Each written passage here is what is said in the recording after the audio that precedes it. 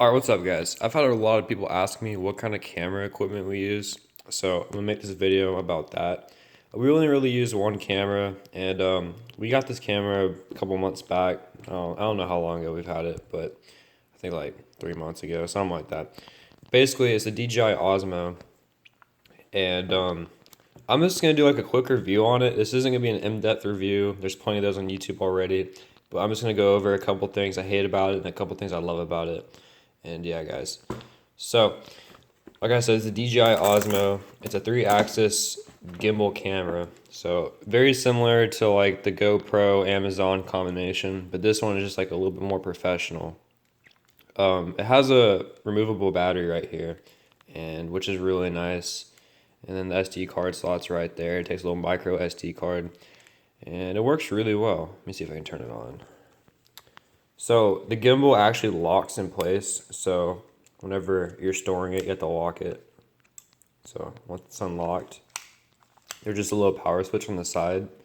You flick it down, and it just turns around and it's ready to go. So you can actually download the DJI GO app because obviously there's no screen on here. The app acts like a screen, like a viewfinder. And the DJI, the Osmo actually makes its own Wi-Fi network so you can connect to it wirelessly and see everything that's going on. I'll show you guys that a little bit later. But yeah, it basically just stabilizes everything you do, and it's really cool. But there's all sorts of settings you can change in here, like how fast the gimbal reacts and everything. And it does take a lot of learning. It's a big learning curve to use this thing. Well, at least for me it was, because this is like the first gimbal camera, whatever you want to call it, I've used, and it took me a couple of days to really get it down. But the button you use the most is on the front of it, and it's just the trigger. And basically, whenever it drifts off, you have to double click it, and it recenters. So you end up doing that a lot. And then if you want to do selfie mode, you can triple tap it, and then it turns on you. So it's pretty cool. I guess the first thing I don't like about it is it's a common issue with it, but the gimbal drifts. Like, sometimes it just kind of wanders off. Right now it's in like follow mode, so any movement you do, it basically just slows it down, and it has a drifting issue. Not a good kind of drifting issue, but sometimes whenever you turn it far and then try to turn it back, it doesn't really do it. And another issue is sometimes the camera is like lopsided, and it looks like it's a little bit lopsided right now actually.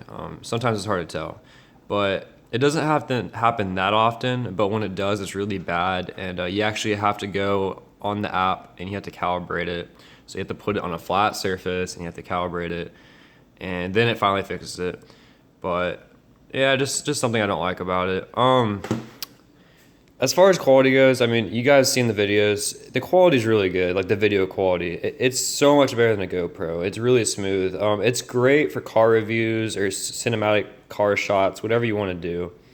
I'm not really sure if I'm the only person that uses this as a vlogging camera, because I haven't really seen anybody use it as a vlogging camera. But as a vlogging camera, it's okay. It's not amazing, but like I said, it's kind of hard to use. And this brings me to the absolute worst issue with this camera. Like, I absolutely hate it. And it's not just my camera, it's every Osmo they made. The internal microphone sucks. It's so bad. Basically, the microphone is right there. It has a little hole for it. And guys, like, this microphone is so bad, like, you can't even hear the audio. And it's really scratchy, and since it's like right there, like, it gets like a lot of interference from the motors turning, and it's terrible. It's just bad. You can go on YouTube and you can look up audio samples of it. You'll see what I'm talking about. So whenever I bought this, I read that issue, so I had to buy a microphone. The good news is it does have a microphone input, and I got the Rode Video Micro, and I believe I paid $60 for this mic. But the microphone, like, now that I have the microphone on there, it works a lot better. It still is not, I wouldn't call this camera point and shoot, because for one, the microphone is only there's a word for it, guys. I can't remember it. But basically, it's like one direction. So like if you try to talk from behind the microphone, it's really not going to pick it up. It's going to sound like you're far away. It's more of a professional setup, but sometimes for doing vlogs and car stuff, you just need a microphone that's 360 degrees. So that takes some getting used to. There's obviously you can use any kind of microphone you want, but that was the easiest one, and it also has this attachment. So yeah. So on this side, you can put attachments on there. They actually sell extension arms, so you can actually get really crazy with how many attachments you want. But this is like the setup I run every day. It's just the phone holder and the microphone. This right here is like the universal mount, and you can put like another microphone if you wanted to. And I also have an LED light that's upstairs that's really bright. But yeah, so it's easy to hold, and your phone just slides right in. I'll show you guys in a second. That phone was dead, so it's charging right now. But yeah, you just slide your phone in, and yeah, it's really easy to use. So whenever like you have everything on there, it is kind of heavy, but I kind of like it. I don't know how much it weighs, a couple pounds, but it feels really firm in the hand. And like guys, this camera is super easy to hold. It's just like the way they designed it, really easy to use. So on the front, or I guess the back you would call it, you got the photo button, you got the record button, which is also the stop button. And then if you want to, you also got a joystick, which you can move the camera around with. And like I said, if you want to make the camera, like the gimbal move faster, you can change that in the settings. So this camera actually does film in 4K. I don't do that just because my computer would kill me if I did that in 4K. I usually film in 1080p, 48 FPS. Which leads me to the next issue. So I mainly have two huge issues with this camera. And the other issue, besides the audio, well, it's also audio related. But even with this microphone, guys, if you're recording for like longer than 5 minutes, the audio will start not lining up with the video. What I mean by that is the audio will basically stutter, and the video will be ahead of where the audio is. So if someone's talking, the audio doesn't match their lips, and it just looks terrible. And I found a way to kind of fix it in the settings. Basically, there's two file formats you can shoot in. It's either MP4 or MOV, and I believe I changed it to MP4.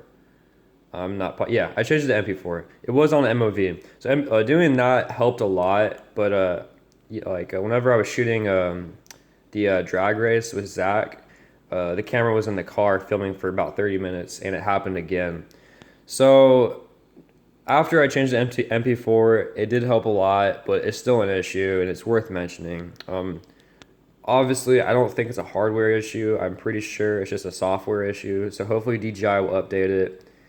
And another issue that DJI already fixed is there's this fan right here, and you guys can't hear it right now because they fixed it. It's not hot. But whenever they first released the Osmo, the fan was super loud. And whenever you're recording, you would hear it in the audio. And if you guys go back to some of our first videos with this camera, you can hear it. It's like a buzzing in the background. It's super annoying. But now DJI released a new update. Well, it's been out for like a month or two. But it gives you the option to actually mute the fan whenever you hit record. And it'll only turn on if it gets like extremely hot. And that doesn't happen whenever I'm filming. So as soon as you hit that record button, the fan turns off. And I don't know why it's not on right now, but whenever you stop recording, the fan turns back on. So they fixed that issue. That was another issue that I was going to mention, but it's already fixed, so yep.